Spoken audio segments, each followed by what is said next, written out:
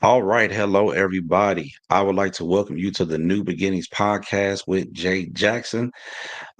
Here on today, we are going into another celebration of conversation. And before we get started and I introduce my special guest, don't forget you can follow New Beginnings podcast with Jay Jackson on my YouTube page. You can find it on Spotify. You can find it on Apple. Wherever you listen to your podcast, you can find the New Beginnings podcast with Jay Jackson. At this time, we are preparing to go into a conversation with a young lady. I'm gonna still say that we are young. This was my classmate. We went to junior high together, high school together. If memory serves me correct, we were in honors math together under one of my favorite high school teachers, Mr. Lawrence Cook. I have watched her life. Always found her to be a very wonderful person, great personality, always with a smile on her face. Never had any issues with her in high school at all. And as I have watched her life develop into a wife, into a mother, and just all of the great things that are going on with her and her family, I had her on my mind to bring on the podcast to just tell her story, to know more about her. You've heard me say it before. We watch people on social media, we connect with them, but it doesn't always tell the story about everything in their lives. So at this time, I would like to introduce to some and present to others Mrs. Rashonda Kennedy. Hello, hello, hello. Glad to be a part. Wonderful. Thank you. So as we dive into this conversation, one of my foundational questions is, who is Rashonda? Whew. Rashonda is wife, mom, woman of God, entrepreneur, momager, nurse, uh, daughter, sister, cousin, friend, all the above. So those are a lot of hats that you wear. A lot of different hats that you wear. We're gonna try to get into each one of those hats that you wear that you function in. So one of the things that I know about you is that, as you mentioned, you are a nurse. I love people in the healthcare field. My mom was a nurse. My wife was a medical assistant before she switched careers. So a lot of medical people within my entire family. Why was that your career path? Why was that your choice? um, so initially I wanted to be a lawyer, but I can't really remember where I turned to nursing. I think probably a little bit in junior high up into high school. I just found myself always wanting to help people. I was always looking up stuff, researching illnesses and things like that. So I was like, I probably should go to nursing school.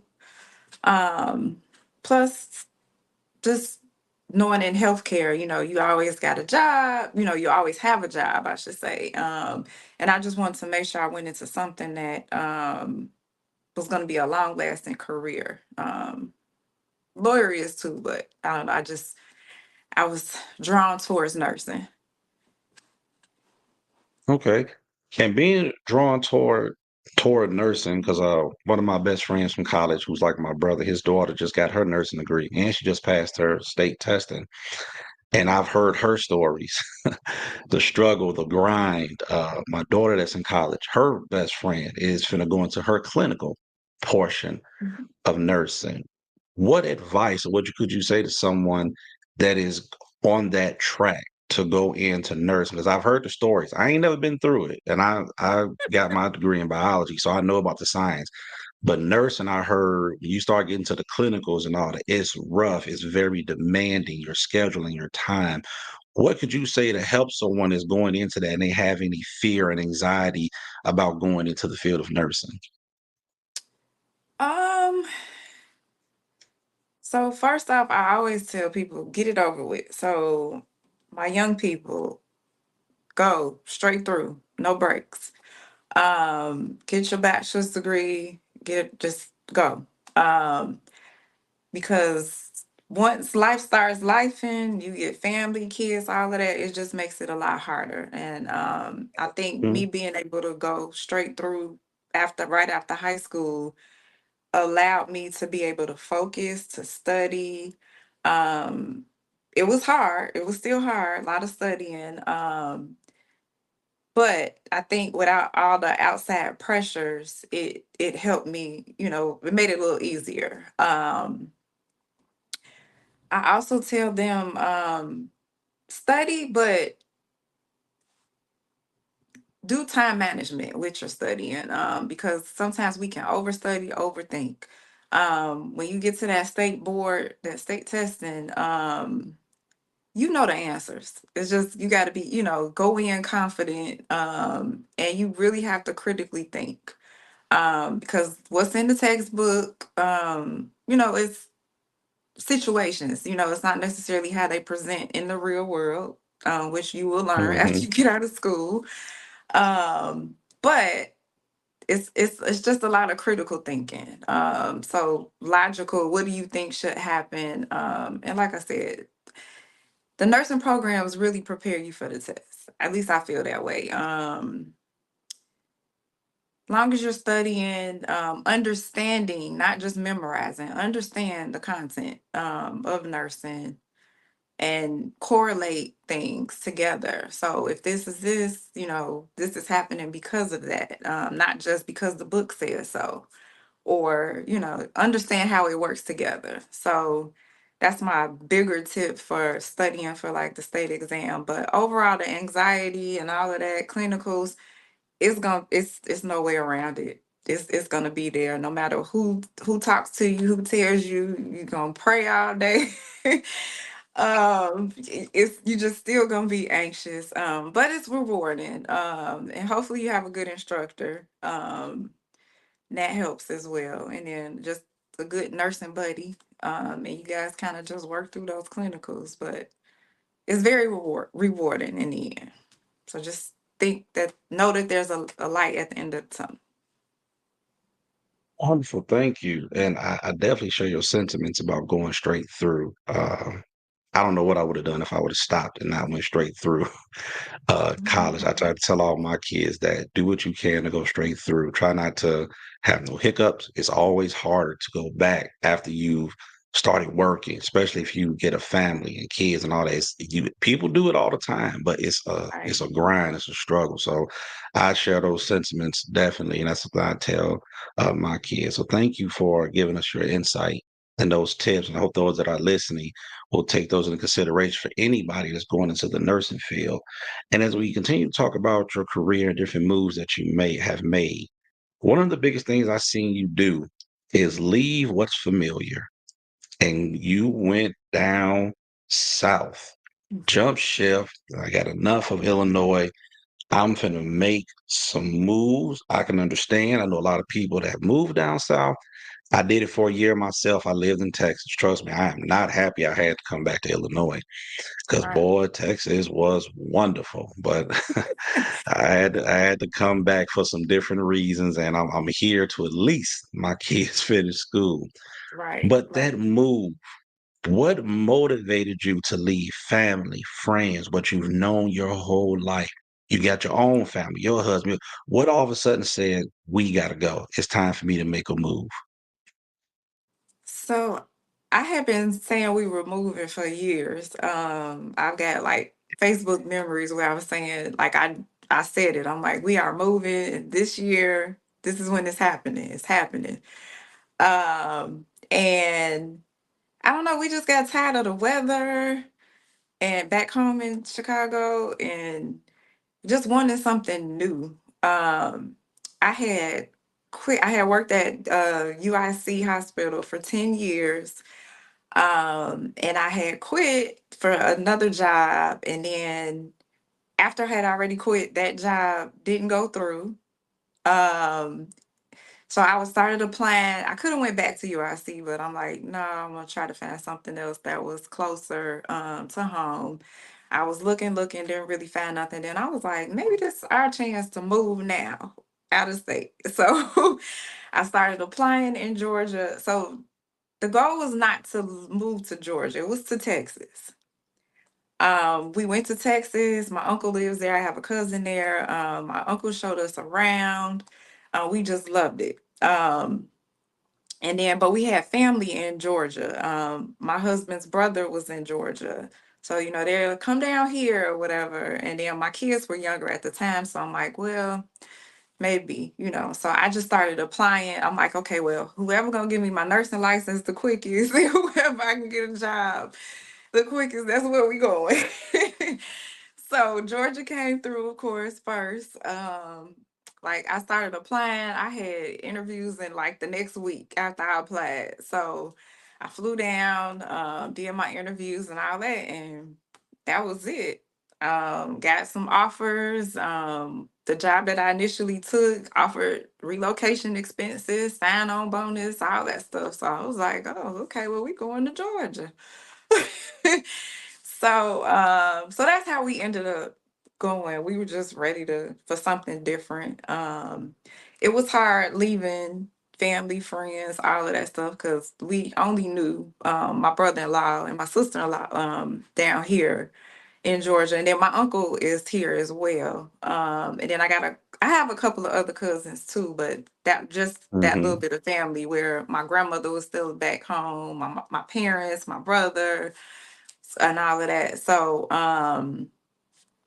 it was hard. But then my parents ended up moving down to Georgia like a year later. Wow. Okay. Um, then my in-laws ended up moving down here probably about the same around the same time as well. So everybody kind of migrated a little bit down here with us. So that was always good. So that kind of made it easier as well. Now that's dope. Like y'all, where everybody came, that don't usually happen, but and that is wonderful. Now, before we continue to talk about how you're thriving in Georgia, one thing I want to bring up to you. Listen, we know you down there in the warmer weather. You ain't got to be posting when it's freezing up here, 70 there. We got snow, y'all don't. It's sunny. Like we up here suffering, and you know what we're going through because you've been through it. And you just down there Right. when y'all get a little snow, it melt the next day, and y'all good. Come on, man, make us feel bad for what we going through up here. I say to everybody, you need to leave your familiar surroundings at least once. Now, if it don't work out, you can always go back home, but at least once, I think you should leave. I think everybody should experience leaving because it opens up so much more for you. It makes you kind of grow up in a sense too, because Hmm. it's like you don't have, mom, dad, cousins, whoever, so you gotta make it happen. But I think it's a good thing is to push you out your comfort zone. Because I don't think I probably wouldn't have done as much as we've done if we would still have been back home. Now that was very good, and I appreciate you for saying that. Remind me that if our paths ever cross, because I got some family down south in Georgia, I got some cousins down there. I can't let my wife talk to you because she's using it. She wants any reason to move. She want to leave Illinois so bad and go to. She want to go to Texas. I told her I've been there already, but any Right. person that talk about moving, she down with it. But I agree with you. When I lived in Texas for a year, it changed me. A lot of things. Uh, I learned how to deal with myself. A lot of things about me that I'm comfortable with maturing. So I was like in my early 30s when I went down there. Just a lot changed because I was in an unfamiliar place, but I had to get familiar with it, and I learned a lot about me. And that's something I always tell my kids. I'm happy they're not too far from home, but they're far enough Mhm. to where it's a different atmosphere. My son is the Right. furthest away. He's going to be going 2.5 hours to Davenport, Iowa. Total different situation from the south suburb Mhm. of Chicago. But he said, Dad, that's what I want. So I can Right. get something different because the world is just not Beacon Hill, Chicago Heights, Park Forest, Rich. The world is a bigger place, Dad. And he was like, if I keep playing football past college, I got to prepare myself for all these different things I'm finna see and embrace. And Yeah. I'm like, I never expected that, but that's what I taught my kids growing up. Get out there and see what's different. You may not end up in Illinois. That gives dad a reason to go travel. So see what all this world and this life has for you. So Thank you for saying that because I believe that is Mhm. very important. I absolutely agree with it. No shade to those that want to stay in the same place forever. It's cool, do you? But if Right, you got right, opportunity to get away, hey, make that move. right. So, being in Georgia, you also, and I don't know if you're still doing it. I saw you go into some entrepreneurship. Mhm. What led you in, you and your husband, to becoming entrepreneur? Because there's a lot of I know people that are entrepreneurs. I've heard about their successes. I've Mhm. heard about the struggles, the things that they fail at. I've heard the thing that when you start a business, you don't start seeing the profit of it to maybe about 2 to 3 years. Everything that you make within that first 2 to 3 years is going right back into the business. Some people Right, have even said if you start a business as a married couple, somebody got to keep a regular job to keep the income coming into the house if the business isn't jumping off as quick as you think that it should.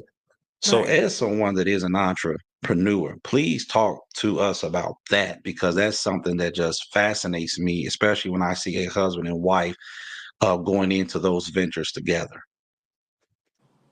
Oh, so when we started, I don't know, I'm like I said, I like to do research and stuff. So I'm always interested in learning new stuff. So when we came down here, just being amongst different people that we were meeting, real estate kept coming up. And um, so I, just kind of if I say I'm gonna do something, I do it and I like dive in. So I'm like, okay, this sounds interesting, but I need to, really look at it. And so we just did the research.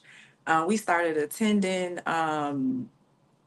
different real estate groups and seminars and paying for courses and mentorships and all of that. And we just went from there. We started doing a little bit with real estate wholesaling, and we did our first deal, and we was like, "Oh, we could do this." So after that first deal, we kind of just kept going. I was part of a really good real estate community. They were so supportive and all of that. We had questions. You just had that support in it. So we learned a lot from that. And then my husband got into life insurance. He's a surgical tech career.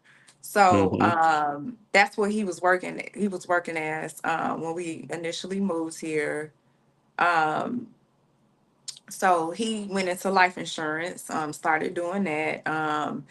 Just so between those two, we met some really great people, all other entrepreneurs and pretty much doing what we want to do and um, having that time freedom, that lifestyle that we wanted. Cause that going back and forth to work every day and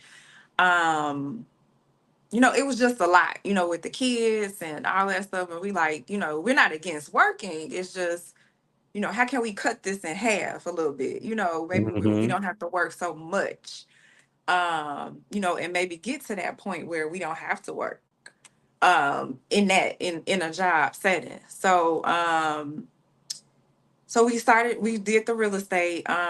We ended up, we did a rehab on a mobile home, which we're still getting money from. We sold it. So we're still getting that monthly income. We're like the bank on that. We rehabbed it, Hmm. sold it, and then we did some other deals or whatever. So that helped us get started. Um, then we went into short-term rentals, the Airbnb space. We closed our units early this year, just because we had geared to nurses, travel nursing. And once we got to travel nursing, once COVID kind of died down or whatever, there's still travel nurses, but it kind of died down a little bit. The nursing contracts weren't as, big as they were paying during COVID. So Hmm. it slowed down. And then we had gotten so used to the long term nurses that we went back into the Airbnb space, but just it's it's a headache. Um, it really was like we going there after every guest after like it was too much. Um, going back and forth for us or whatever. So we were like, okay. And then, it was up and down and we got with all everything being so expensive now. Travel is here and there or whatever. We had them in really good locations in Atlanta. One of them was like by the Brave Stadium down here. So that one was really, really popular. Mm-hmm. Um, but we were like, no, it's just taking up too much time. So we did close them. Um, Lately we've been focusing more on the kids business aspects. We are working on something else for us. We're still doing real estate stuff, and my husband still does the life insurance, but we kind of going back to the beginning of the real estate stuff that we were doing, going back into that.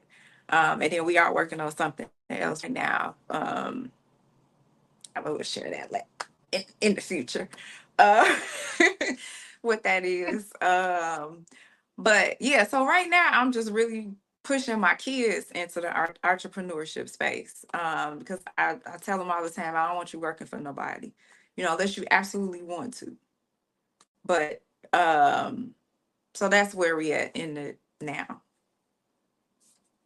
Okay. Wonderful. And thank you for sharing all that about the entrepreneurship. And we're gonna definitely get back to your kids and their entrepreneurs later in our conversation because I think what's going on with both of your children is just amazing. I love seeing when you post when you talk about them, and we're gonna definitely get to them. But one thing I took as you were talking about your entrepreneur, I want to ask you two things. One, Okay. and I know you haven't been up this way doing real estate. I know people here in Chicago do real estate. Property taxes in Cook County are horrible.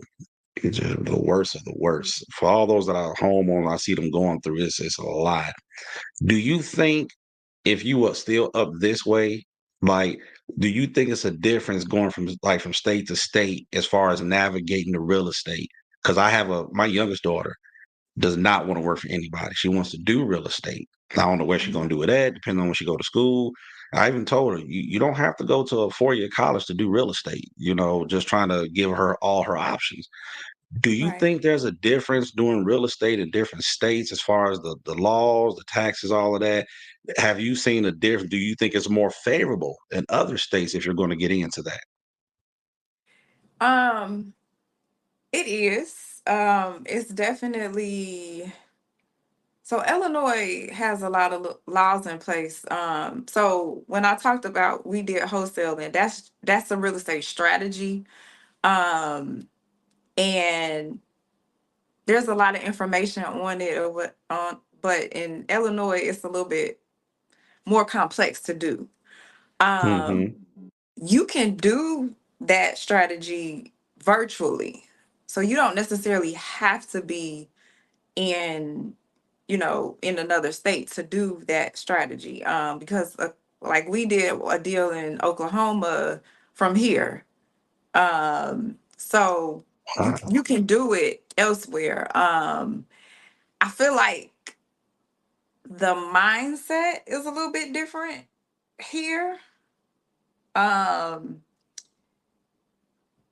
I mean, and again, back home I was doing nursing, so I wasn't really focused on being an entrepreneur. So I'm sure there are real estate groups, there are real estate people, back home. It was just when we got here, everyone is so entrepreneur minded, I guess. Look, is that a word? Uh, that it just, I don't know, it just kind of motivates you to want to, do it. It's like, oh, okay, there, it's so many people that look like you here Hmm. that are very successful in different avenues, not just real estate. But for the most part, even if they're doing something else, real estate is somewhere in there. Um, so that just kind of motivated us, like once we got down here, like, okay, all of these people look like us, got this, doing that, we could do that too. So And again, being in your surroundings with just the people that, in your space and who sometimes kind of can keep you there. Your surroundings. Sometimes because you're too comfortable, you won't do something different. Basically, it's all it is. At home, you got your friends, you got your family, so you feel like you don't have to get new friends. You don't have to, be around other people. You don't have to network just because you're comfortable in that space. So I think about us coming here, had to meet people, um, and that just kind of helped us to continue in that entrepreneurial space. No, thank you for sharing. 'Cause that was going to be my second question about like you spoke to like a network Hmm. entrepreneurs, and like you said, there may be groups up this way in other places and things like that. Even when you said people that look like us, but the mindset is different, and I Hmm. think that's so important when we talk about that. Something me and my wife have talked about is just being able to leave some type of inheritance of generational wealth for our children. Because growing up, her parents, thankfully, are still here. Mine are gone. But I tell all the time, nothing was left. Me and my mom had an insurance policy, but paying for the funeral and stuff like that, there was Hmm. nothing left. And I've met a lot of people that don't look like us. I've met Right. people in my career. One young lady I met, her family, all the kids that get out of college, they have a house for them that's paid off. All they got to pay is property taxes and utilities. So they can focus on wealth and stuff like that. You Hmm. don't hear and see those conversations amongst our people, amongst African Americans all the time. Not saying it does not exist, but Right. I know, like you said, growing up in this area where we did, I didn't hear it a lot. You might have had people Hmm. that did it, but you didn't hear it all the time. So to go to a place where you see it, you hear it, it changes your mindset. And that's a lot of things that I think me and we sit and talk about. We're trying to transition our children's mind that just because we didn't have it, don't mean you can't have it, and our grandchildren can have it. It's going to have to start with us. You can do this. You can be an entrepreneur. Even with me just doing this podcast, my kids are like, I don't really do it for money. I said it down the line, if it does become that, that's great. But I stepped out and did something different, and like connecting with people Hmm. like you just to bring the information. Does that what you just said is so foundational, because sometimes you have to just get around like-minded people. You got to break away from the norms. It may take moving out of state. It may take changing your friend group and your association. Because if my mind is going one way, but everybody else's mind is stuck here, nothing against you, but I got to get around people that think like me to keep me motivated, to keep me inspired to do what it is that I'm doing. So that was dope when you shared that, 'cause that was going to be my second question. Like, what's the benefits of it? But you already shared that, and I really appreciate it, because these are the conversations that we need to have, that we should be talking about and lifting each other up and supporting one another. Because sometimes you always got people in general that's going to hate, ain't trying to hear it, or people that they looking for your demise, or you trying to be an entrepreneur, it ain't going to work for you. Well, that's Woo, that's a whole nother story right there. Yes. Yeah. And so like with the because I do so much research and all that stuff, like I have no problem sharing stuff. Like my husband would be like, you need to start charging people because you just share too much. But I just want everybody to just know. So like I get inboxes all the time and how do I do this? How do you do like I don't if I can find it, figure it out, I'll have no problem helping people. We've helped plenty of people, like just do the basic stuff in that strategy that we were doing with the real estate Mhm. thing. Like any books we read, I'll send you the book if I need to. I'll send, share the links or whatever to just all the information that we've paid for.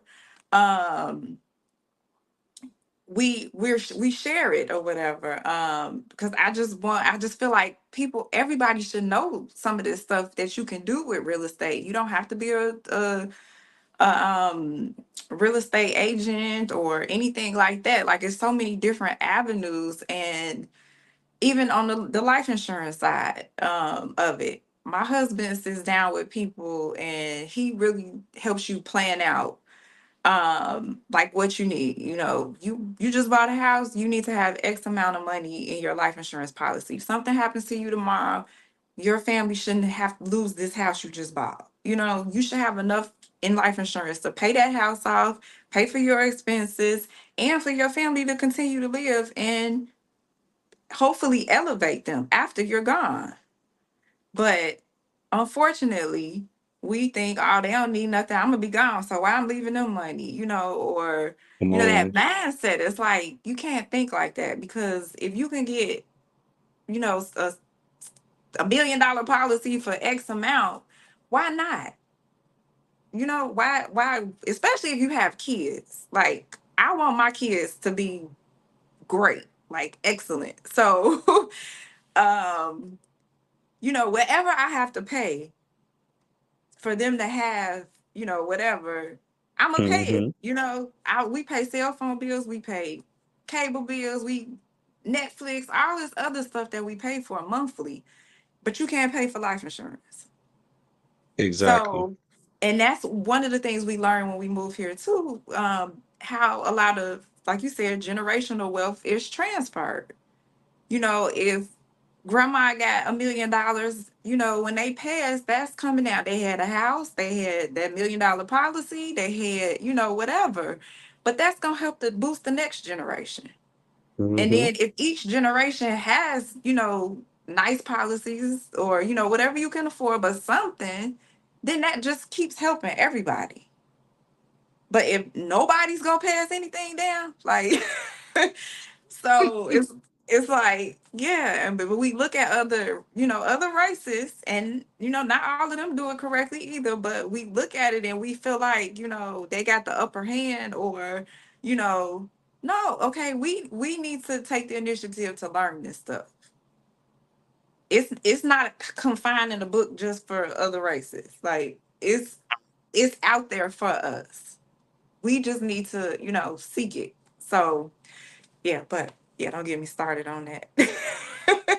No, I mean, I just want to throw it out there. If you want to start your own little podcast or show or something, you and your husband giving out this information, I'm sure people would watch because I'm intrigued. Like we got other stuff to talk about, but Right. what you just given right here is great. If you've seen it on Facebook, one of our colleagues that went to Rich East with us, Uh-huh. attorney Marguerite, all that he Hmm. does with the free information Right. about real estate, about the Hmm. trust. As he said, I could be getting paid for all of this, but some of this information, it needs to be free because everybody Right. can benefit off of it. He goes around doing, I've attended, me and him grew up together all our lives. I've been to Hmm. his seminars. The information you learn, there are people that are charging hundreds of dollars to give you that type. He's saying, I'm giving this for free because I want to see everybody win. I give you the Yes. information. You got to make the choice on how you going to use it. And we need more of that in the world. This stuff shouldn't be kept as like an ancient secret that we're not supposed to have because it helps all of Right. us win. And most of all, it sets up our next generation and the generation after that. Exactly. It ain't even so much about us.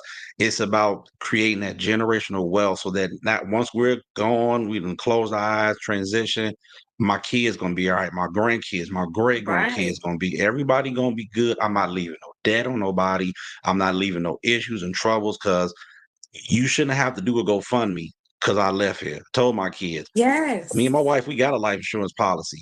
Well, if we leave here, y'all got a little something coming. Now, if y'all mess it up, that's on y'all. But y'all don't even have to do no GoFundMe because daddy gone. I promise y'all, y'all Right. gonna be able to bury me, cremate me. I pray I ain't left no bills of debt on y'all, hopefully. So y'all may be able to enjoy some of the money, but it's gonna be something left. I make sure that policy is paid money. I don't play with it because I just seen too many situations where people ain't have nothing in place. Who the house going to? Who the car going to? Who this going? All we've already begun to talk to our kids. This is what we want. If we were to, and our kids don't like talking about it. They hate it. Right. Y'all ain't going. Right. I don't know when we leave, but we all got an expiration date. But if we Yeah. do, this is how we want things to be in order. Show them the policy. This is who, and we're in a blended family. And me and my wife, we picked two kids from one from my side, one from my side. If we leave here, and my daughters, they did not like the conversation. This is how we want things to go. If we don't, and we started setting stuff in order. Now we still have to get our trust and some other stuff in order, but we're Right. planning for that because we don't want no confusion. We don't want no mess. We want all that to be taken care of. Right. So yeah, Right. very important. Right. All right, And then just go teaching ahead. the kids what to do with it also. So we do want to leave generational wealth, but we also have to, like you're doing, instill it in your kids. So, okay, when I'm gone, this is what you need to do with what I'm leaving you. Because we leave houses and we see all these people, the first thing they do is sell everything. They sell grandma's house, they Hmm. sell, whatever. They run through all of the money, if it is some money left or whatever. No, that's not what, so just that education part of it, teaching them, okay, so this is what you need to do. You need to invest in this, you need to buy this, you need to, you know, keep this house, rent it out, do, fix it up, something to that effect or whatever, to keep it in the house, keep some income coming in, things like that. Um, Hmm. but so that part of it is important. Knowing, making sure they know what to do with the what you're leaving them as well. Absolutely. All right. Now we got to get off that because that's going to take up the rest of the interview. I But know, it's right? but it's powerful information. All right, as we take a little turn in a switch here, one thing that I've learned about you and known about you, something that's near and dear to my heart, is when you began to share that when you were diagnosed with multiple sclerosis. Hmm. And this is something that I've dealt with. It's what my mom passed away from in 2012. When we found out she had it, it was so far gone. It was just about time.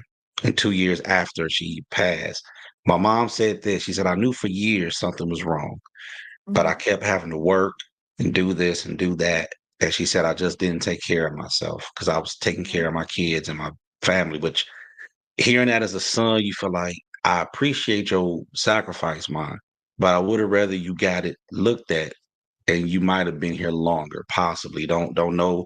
I placed it in God's hands. My older sister had it, lost her to COVID. My little sister, who's in remission from it, has been doing well. Got it at an early age, like when we was in high school. She's only a year younger than me.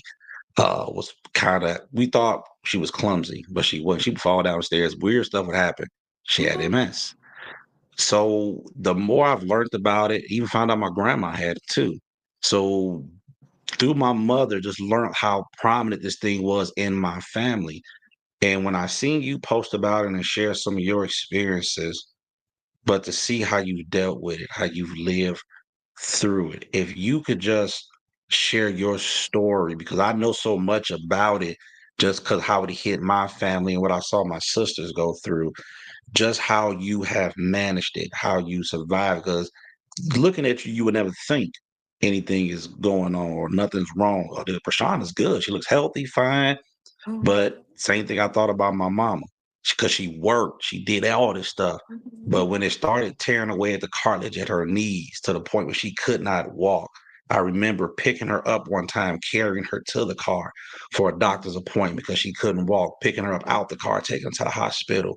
And I didn't know that this would do all of this to her. So Hmm. if you could just share your story of how you manage and you're living with it and just hearing the interview, all that you've been doing, we ain't even got to your kids yet and all you do for them. Ma'am, how do you function in life dealing with something that the pain it causes physically? And I just, like I said, I don't want to go all in, so I want you to tell your story. How are you able to manage with MS? So, um, so I can I kind of diagnosed myself. That's the gift and the curse of being a nurse. Uh, I initially thought I was having that I had carpal tunnel because I was having numbness and tingling in my hands. So I was working in the hospital doing a lot of charting and stuff like that. So I'm like, dang, I got this numbness tingling in my hands. Go to the doctor. They send me to all these different doctors. The hand doctor's like, this is not carpal tunnel, so he's thinking I got like a pinched nerve or something. So he's like, get an MRI of your spine. So I started looking stuff up or whatever. So multiple sclerosis kept coming up, and some other symptoms that I had been having, but was kind of like, oh, it's just tired. Oh, I'm just, that making excuses Mm-hmm. for. But it was kind of coming together. So I'm like, okay, whatever. So I called my doctor and told her what he said. And I was like, you know what? When you order that MRI, could you do an MRI of the brain as well with it? So she's like, okay, sure, what you thinking? But my doctor I see is a nurse practitioner. So me and her are like super cool. And we like, Mm-hmm. bounce everything off each other. So she's like, what you thinking? So I told her, so she's like, okay, let's order that too. So got it done. She called me. I remember I was at work and she called me and she's like, Rashonda, I'm so sorry. It is, MS or whatever. So I'm like, okay, cool. And initially it's like, because I had kind of read up about it or whatever, because so we learned about MS in school, but um it looks different. So most people with MS you think of, oh, they can't walk, they're in a wheelchair, they can't do anything type of thing. Those are the images of MS that's out there and Mm-hmm. kind of steal people's how they look at it. So I'm like, initially it was like a shock still with the confirmation. And then I'm like, okay. So right away, saw the neurologist. He's like, okay, we're going to get you on the strongest medicine that they have. So initially I was getting infusions every 6 months. And but otherwise, other than the numbness and tingling, I felt fine, or Mm-hmm. whatever. And so once I started the infusions, I was started getting like really tired and um I don't know, I just felt like I was it was making me feel worse than before I started the medicine. And so my neurologist, we kind of talked about it. And so we ended up going on the medication that I'm on now, which I do a monthly shot myself at home. And I did a lot of praying. Um, my in-laws, my mother-in-law, when I got the diagnosis, she was like so super supportive and just, praying over me, all of that. My parents were, what do we need to do? What doctor you need to go to? My dad, like, who I got to pay for, where do you need to go type of thing. So, but everybody was so supportive and just trying to, get me out of my head. Cause initially I was in my head, it was kind of depressing, so to speak. Cause it's Mm-hmm. like, am I gonna have to quit nursing? All of that, was just kind of going through my head or whatever. And then, like I said, with that medicine, I kind of started having more symptoms or whatever that I wasn't experiencing, or at least I wasn't, not, I didn't have a name for it. So, I don't know. More recently, I feel much better on the medicine that I'm on. Um, my pastor says, he you don't have MS. Like, stop. Don't say that. Watch what you say, basically. Um, and with that approach though, I feel like it has helped me a whole lot because it's like, okay, yeah, I'm having symptoms, but I'm not gonna talk about it because I'm trying not to give it so much power. Mm-hmm. Um, because in the beginning I definitely was. It was like every little ache and pain, it was, oh, this MS, oh, this, so I'm like freaking out or whatever.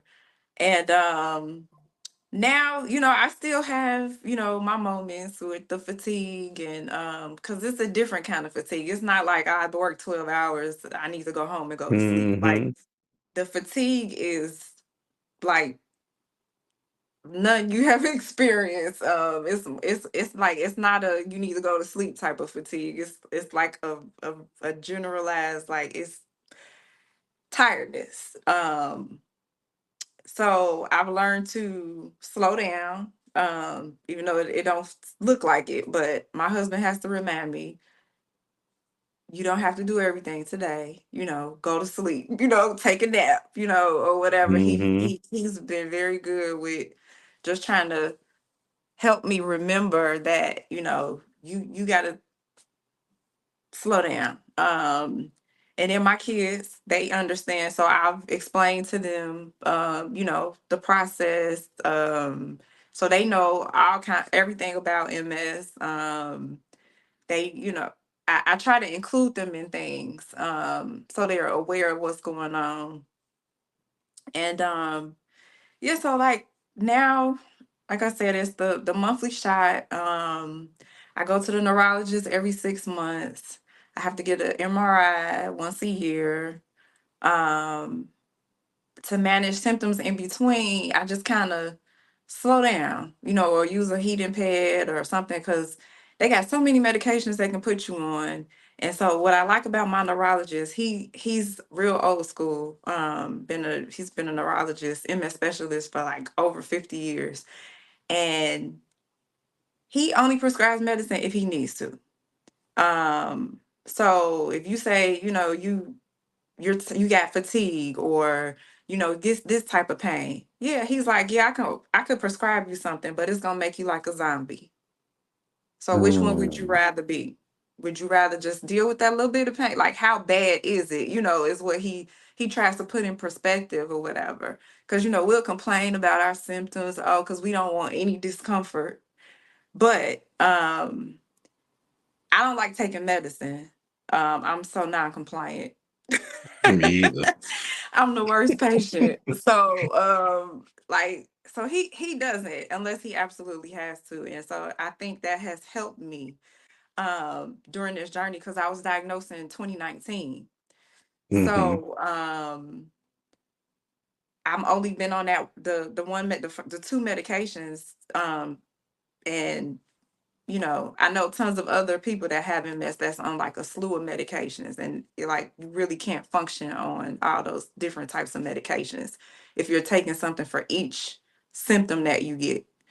Right. Um, so I think that has helped me to be able to still, you know, move around or whatever. Like I have heat intolerance. So my son plays football. So I know, okay, we got a tent, I got fans, I got a cooling vest.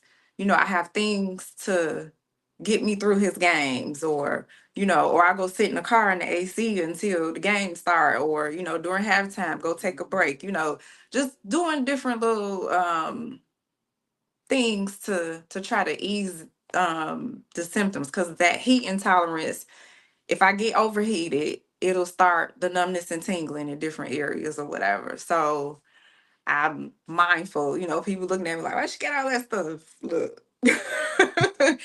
I'm coming to my son's game. I'm not missing it. So Mhm.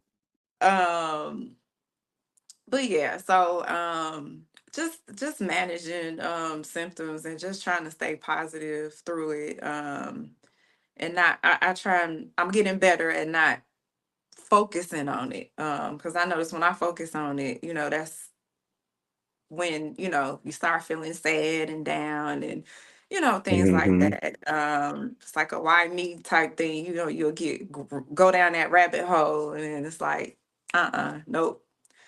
So yeah, so that's been my journey so far. So again with that, I've done a ton of research on it and I like helping other people in it. I'm in a couple of MS groups. So I try to share stuff, things like that. So yeah. Well, thank you for sharing here on the podcast. And like I said, looking at you, you wouldn't think. but I'm glad a lot of things you said because it's amazing how you are still living your life in the midst of what you are dealing with. And it just puts me in the mindset of, we can't have any excuses for stuff. We like me, I got very bad seasonal allergies, and sometimes it could Mhm. near about take me out where I just want to throw the whole day away. But Right. I'm grateful that I've learned how to manage. I'm gonna have to get up and take my allergy medicine in the morning. A lot of times when I'm talking, like at work, I have to drink a lot of water just to keep myself, moisture. If I get dried out, I cough, my eyes. Mm-hmm. We can have something that we're dealing with, but when we learn how to manage it, because like you said, I want to see my kids. I don't want to miss a game. I got to work. I got to do this. So I got this thing that I'm dealing with, but it's not going to make me stop life. It's not going to make me stop what I have to do on a daily basis. I'm going to Right. still live through it. I'm still deal with it. And then, like you said, I'm not going to give a lot of attention to it either. I know I got this going on, but I acknowledge it. I'm gonna keep living with it, but I ain't gonna let it overpower me. So Right. Right. thank you Right. for sharing that because that's very meaningful for those that are listening. If they think that, well, I got something that's hindering me, and some stuff is harder to deal with, but it doesn't have to limit you. It doesn't have to hinder you in life. You can still live life and manage your way through it. So thank you for sharing that part of your life and your story. Right. Absolutely. Yep. And so, as you say, be outside with cooling vests because you got to see your son play. Let's talk about those two amazing children that you have. And I don't even know where to start because we got the football player, the model, the actor, and then your daughter. I have had some of those cake jars before. I just tried to get them recently. When I had my kids' prom send off. I told my wife, I'm gonna order some of Kalani cakes from. She said, "Why are you doing too much? We got dessert right here." I said, "No, babe, you ain't never had." I said, "The girl with the high school, her daughter, these cakes off the chain. You got to don't order for something different. Don't order. We don't have too many people." She would not let me do it because I was gonna go off. I was gonna, but she said no. She said I go over the top when I'm doing stuff for my. But I'm like, you, if we gonna celebrate the kids, let's do it upright. You know what I'm saying? Right. I Right. would go all out for my kids. So like the support you give your children, the things that they are doing. I mean, let's start with your daughter first. She the oldest. And how she got into her business, the baking. Because I got a daughter that bake. That's my oldest one that's in college. Uh-huh. She don't be baking. She don't bake nothing now. I got an attitude about it. Every time I see your daughter, I get mad at my daughter. But Daddy, I'm gonna retire you one day. I said, why am I still working? Why ain't you baking? I show her your daughter. You see this lady, her daughter, she got her own business. Daddy could be chilling. I'm still working hard and supporting you. And then your son. So wherever you want to go to talk about your children as a mother, because I think you and your husband are doing an excellent job. Your children are entrepreneurs. It seems like they are living life. And I love the fact that I believe, from what I'm seeing, your children are doing stuff that they love. And I tell my kids, in the world of today, y'all can make an income, a life off what you love to do. It's a lot of people working, making money, doing good. That don't mean they love what they doing, but this is what I got to do to survive. Your kids are thriving in stuff they love to do. So I'm gonna let you talk about your kid because I look forward to seeing posts about your children because I just love it. Oh. And I love anytime parents are investing those type of things inside of their children. So how do you manage it? How do you keep up with their schedules and all they got going on? I'm just ready to sit and listen and hear about them. Oh my goodness. So Kaylani is 15. She will be 16 in October. Um, so she has liked baking since she was 7, about 7. She would always be in the kitchen with my mother-in-law. Anytime my mother-in-law was in the kitchen, especially baking, she was trying to be in there with her and just watching and learning. And my mother-in-law was an amazing cook and baker. And she was very hands-on with her grandkids. So anytime she was in the kitchen, she didn't mind them being in there. She enjoyed showing them and teaching them things. So Kaylani was just, she always watched baking shows. And for one Christmas, I think she was about 8, she asked for all baking stuff for Christmas. And it was no toys. Like her Christmas tree Wow. under the tree. One of my friends was like, she having a housewarming. Where's she going? Because she, everything was just like baking stuff. So we got her first little small mixer. My mother-in-law showed her how to use that. Because I'm not a baker. So everything that she does is strictly her. Just tell Oh, me what I wow. need to buy, and like I don't bake at all. Like I don't have a clue. So this is strictly her. So anyway, she was interested. So we like, okay, let's see where it goes. My husband actually um initially thought about her doing the cake jars. Like, why don't she just put some cake in a jar? After my mother-in-law passed, it was a cake she used to make, everybody just loved it. Like everywhere we took it, everybody loved it. So Kaylani learned how to make it, and she had started making it. She makes it for everyone now, at gatherings and things like that. So my husband's like, let's put it in, a jar or whatever. So that's kind of how we got the cake jars that she offers, and that's what we started with. She did like cookies, strawberries, chocolate covered strawberries, things like that too. But the cake jars was really what has taken Hmm. off for her, so to speak. So today I think she's sold like 2,500 cake jars. Um, and then she does mini ones too. I haven't counted how many minis, but it's Hmm. probably over 1,000 too. But and she just added cakes, regular cakes to her menu in January. So she's doing the specialty cakes now as well. And so we just, with our entrepreneurship mind, we started her LLC about, it's been 3 years now. So we started her LLC, got her business bank account, her EIN. I started building her business credit because my goal is for her, when she is done with school, her business will already be 5, 6 years old on paper. Hmm. Um, she'll have business credit. Um, we're gonna start working on her personal credit. So just trying to set her up so that everything is halfway in place for her to be able to walk in any bank and get a loan. Her desire is to have a storefront bakery. Um, we're working on getting her like a food truck, a small one with just for her bakery items. Um, that's something we're working on right now, for her to get. And she does want to go to culinary school. So initially, she Hmm. just wanted to do pastry chef, but she wants to do the whole thing with culinary. So that's her goal, is to go straight to culinary school when she gets out of high school. Because I told her we're not gonna go to school, get a general business degree and then try to do something in culinary, because that's a waste of time. So if this is what you want to do, we need to, you know, hit it. Let's go. So, Hmm.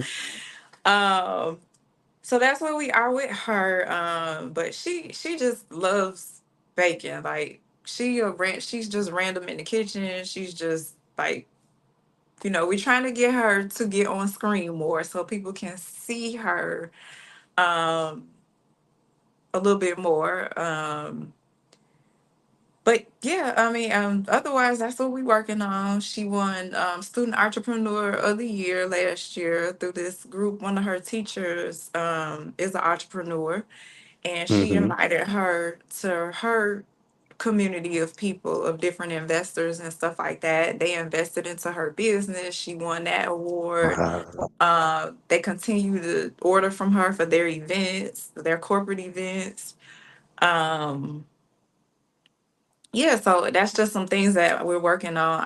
I'm trying to get her more in the corporate space, than just regular sales. Because I feel like her cake jars, should be in that arena. Plus, it's a Mm-hmm. it's more lucrative, um, and it'll get her name out there a little bit, better. Having those corporate accounts type thing, bigger orders, more money for her. So just we just still kind of playing around, shooting some ideas. And since the last couple of months, we've been able to really try to zone in on getting her going a little bit more. We're in a little break now since school's starting back, but she's about to hit get back running. So um my son is 12. He is probably the busier child right now. He plays football. That's something that he aspires to do long term. He wants to go to the NFL. Um, so for that area, we're trying to help him as much as we can with training, with making sure he's in the best position to get there. The rest is on him. Mm-hmm. Talent, grades,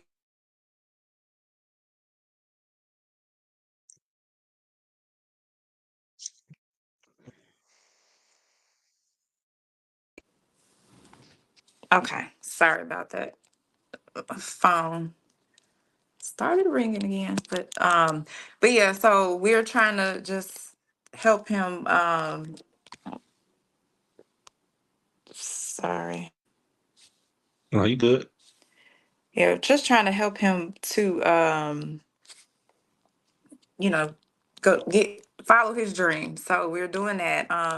Now as far as the acting side and the modeling side, that wasn't an aspiration. When I first brought it up to him about modeling, he's like, I play football, I don't model.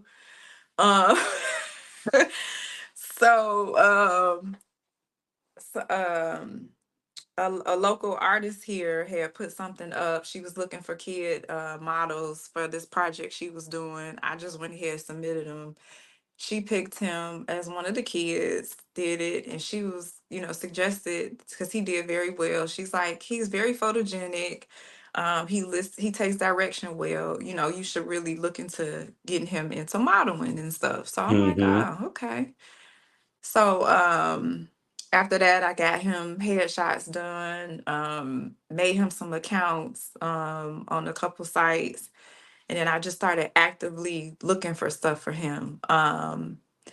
And he started getting auditions. So we found him an acting coach. During that time, it was kind of the last bit of COVID. So everything was pretty much, online. So he has an acting coach. She's based in LA. So he does the Zooms with her. And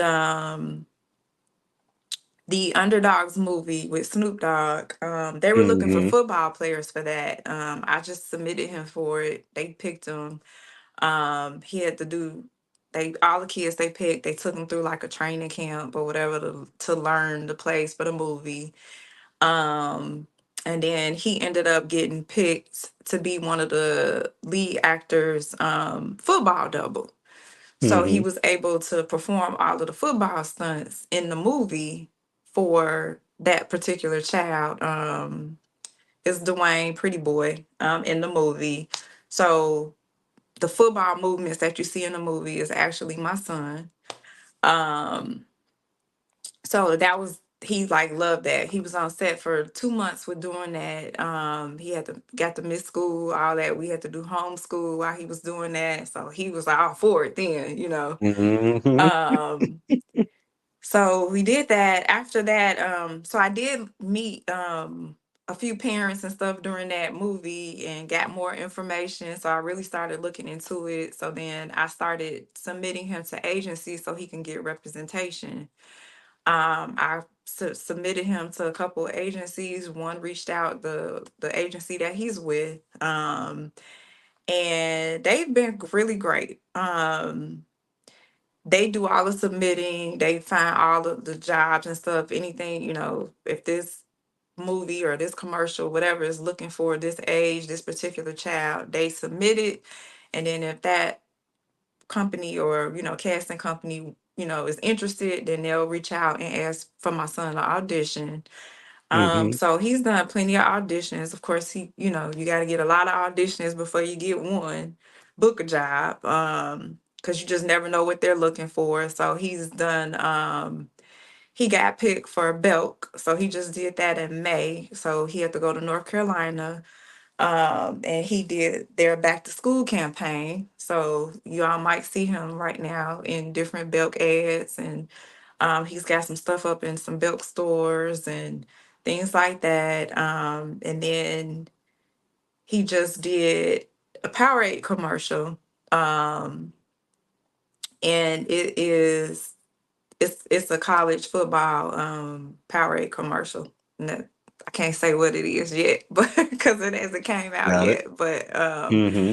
that's what it was. So he was super excited doing that one. And so now, I mean, we just wait for auditions to come in, audition requests to come in. He auditions, and then they like him, they call him back. If they don't, we on to the next audition. So I've got that working with him. It's been much easier with the agency because they're doing a lot of the leg work. I still have to do other stuff too. So he's done a couple of videos for some up and coming kid artists. He was in two of those videos. So just getting him out there, getting his little name out there, and just trying to see where it goes. But he enjoys it now, especially when he gets paid.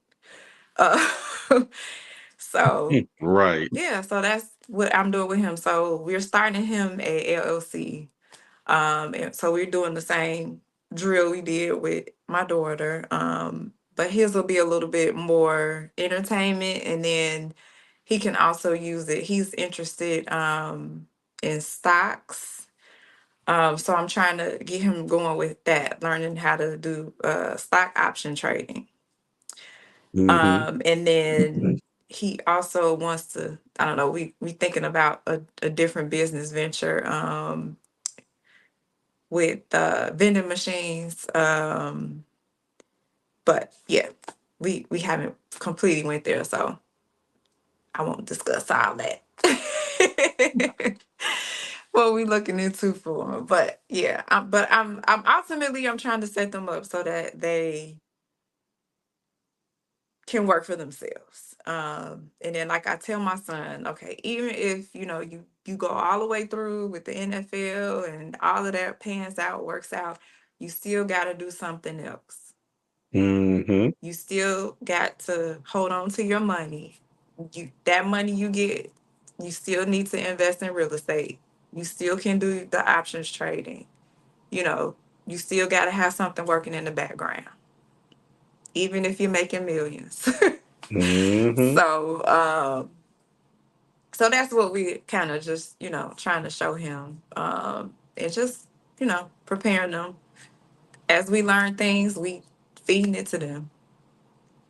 So, Well, thank you for sharing that. uh, I want to commend you and your husband Chris hold on, for. Jermaine. I can't hear you. Um,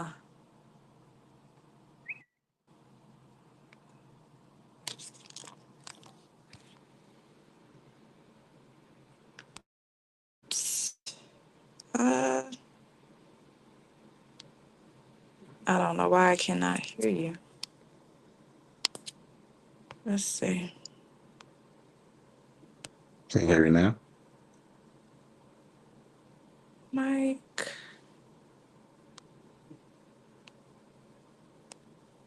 Okay, I might have to go out and come back in because I cannot hear you.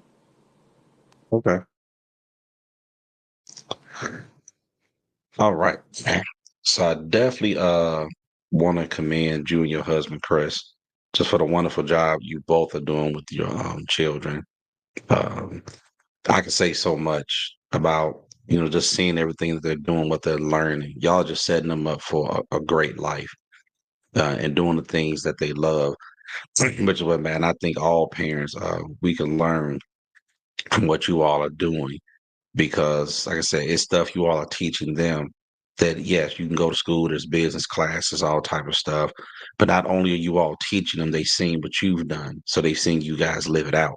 And I think that is so powerful. And I think all parents, we should be investing in our children and what they want to do. Kids got a million ideas, but we shouldn't have to wait. Like you said, the LLCs, teaching your son about investing and things like that. Whatever you take interest in, I always tell my children, whatever you want to do in your life, as long as it ain't nothing illegal or crazy. You want some crazy stuff? No, you will not get my support. But whatever you want to do, I'm going to support you, even if you're not the best at it. Like my son is going to school for football. And I said, well, what happened if you don't make it to the league? He's going to school for art and graphic design, but he has in his mind what he's going to do. And he said, Dad, I want football to take me as far as it can. He said, "There's going to be a time where my body can't do this. So I know I got to have something else I need to do when my body says we can't take the running and conditioning and the hits." He said, "I know football is not forever. I got to find something else." And laying those options out in front of our children, like you told your son, I don't care if you is making millions, still invest. You heard the stories of professional athletes who millionaires and they blow through that money and they broke 2, 3 years later because they Mhm. made bad investments. Nobody taught them how to properly watch their money. So just everything y'all giving y'all kids, man, it's amazing. It's refreshing as a parent to hear that because that's what our children need. These are going to be the next world leaders, the next ones that are running our nation and doing different things. And Mhm. we got to train them up in a way that they should go. And I just want to commend y'all for doing that because having kids in school and Lord Jesus, I ain't trying to bash no parents, but I'm on the PTSO board and I see some stuff for kids. And one thing I told the administration, I'll be on the school too. Since they merged the schools out here and closed out old high school, I'd be on a case. But Right. I've admitted to them as a parent, it's not just the school. It starts at the home. And working on that, you get to see what and hear about what some of these kids are going through and the situations they're under. So some of their behaviors, their lack of understanding, their education, them not grasping certain things because the home life is so messed up.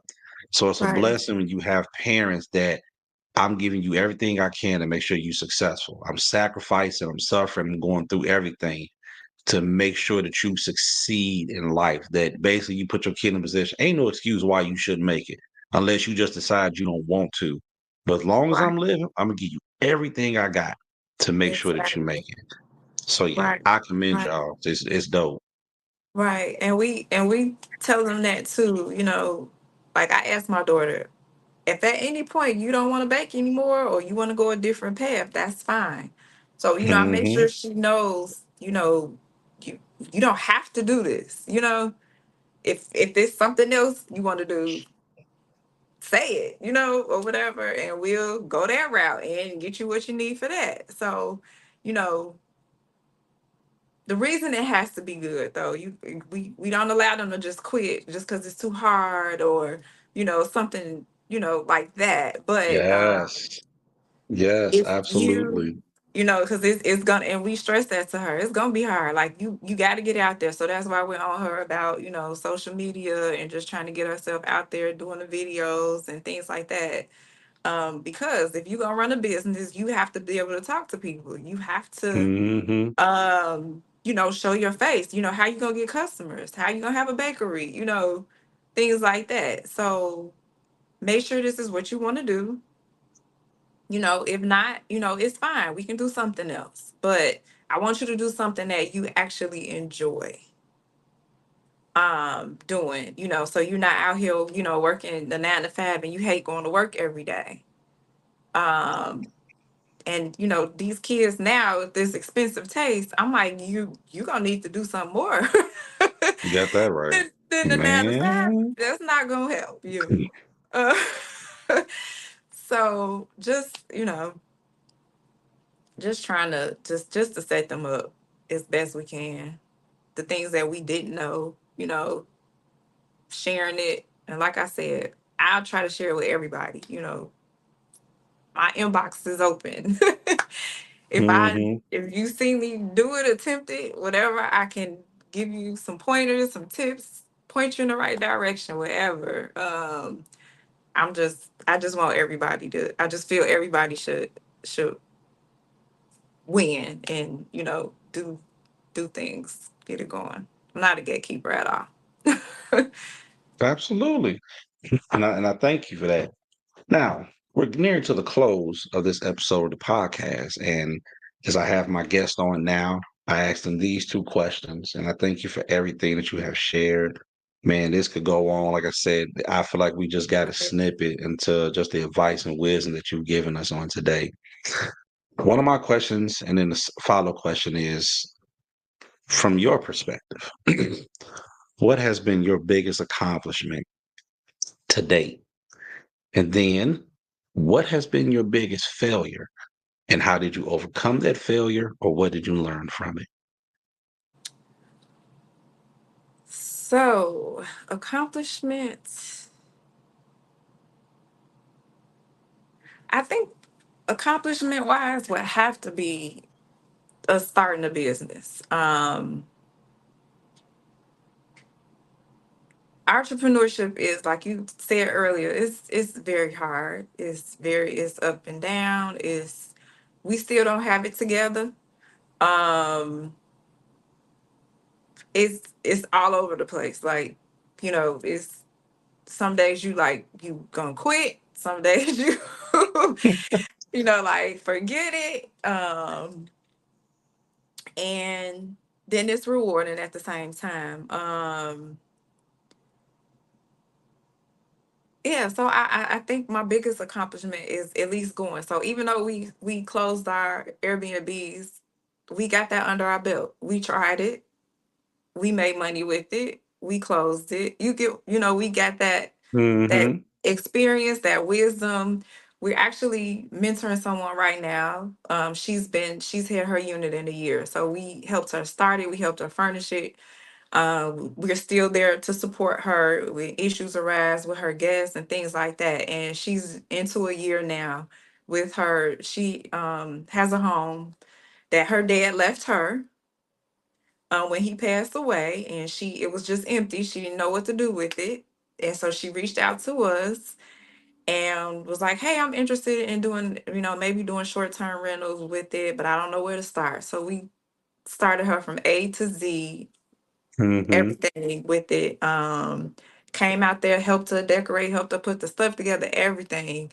And she's still going. She's a super host. So just, our experience and knowing, what to do, not do, things like that. And we had a really good mentor in the Airbnb space as well. So just having that or whatever, I think that was a really big accomplishment, outside of becoming a nurse. I think those are probably, neck and neck with my biggest accomplishments for myself. Mm-hmm.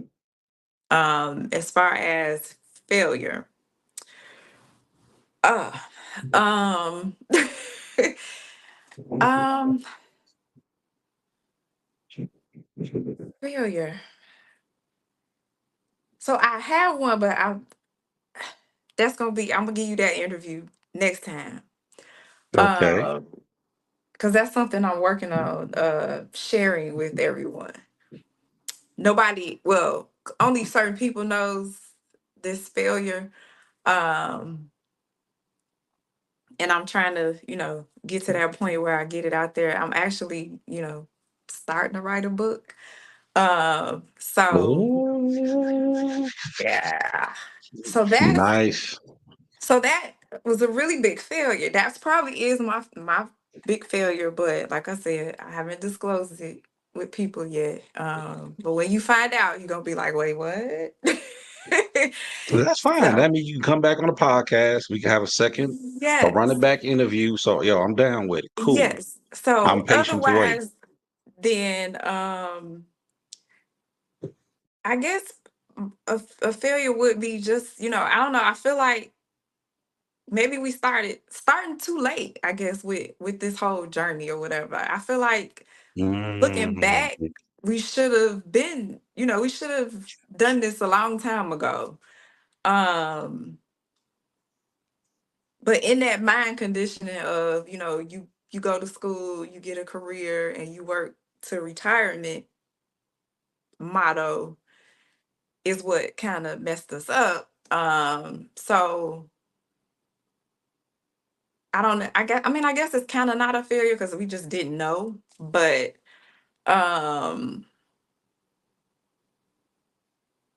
yeah, I'm trying to give you a different side of a failure. um, yeah, that's probably it. Just not starting sooner.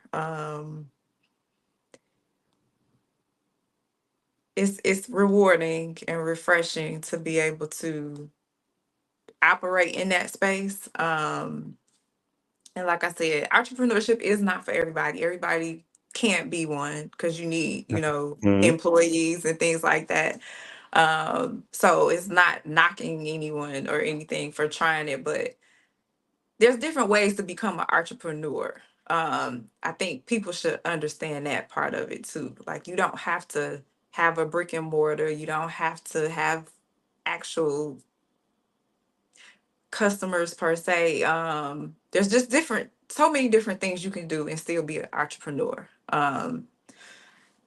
And still work your 9 to 5. So mhm. definitely still keep your 9 to 5 until you really get going. That's one thing we did learn. I will add that.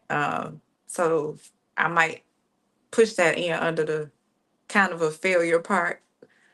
I think you should keep, like you said earlier, one person should at least keep their 9 to 5 until you really get going.